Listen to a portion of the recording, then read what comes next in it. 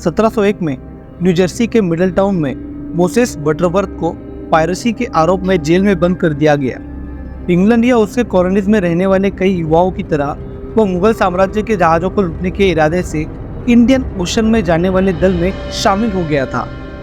1690 के दशक में इन समुद्री डाकुओं ने मक्का की ओर तीर्थ यात्रा पर सोने, जवाहरात, रेशम और कैलिको से लदे जहाज़ों पर हमला किया। बड़ी सफलता हासिल करने के बाद इनमें से कई लोग मेडागास्कर के रास्ते नॉर्थ अमेरिकी समुद्री तट पर वापस अटलांटिक में चले गए।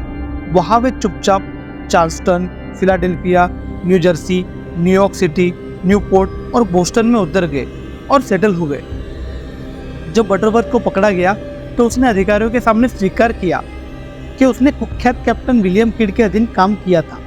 न्यू जर्सी जाने से पहले वो उसके साथ बोस्टन पहुंचा था।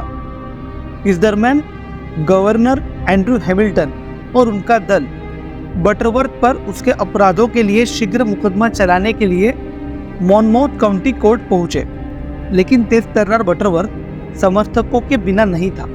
घटनाओं के आश्चर्यजनक मोड़ में एक स्थानिक नेता सैमुअल विलेट ने अलार्म बजाने और अदालत पर हमला करने के लिए बंदूकों और क्लबों से लैस लोगों की एक कंपनी इकट्ठा करने के लिए ड्रमर थॉमस जॉनसन को भेजा।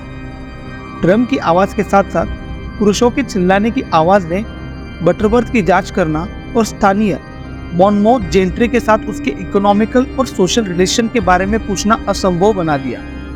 हथियारों से लैस स्थानीय लोग बेंजामिन और रिचर्ड गॉर्डन ने बटरवर्थ को कॉलोनियल अथॉरिटीज से मुक्त कराया।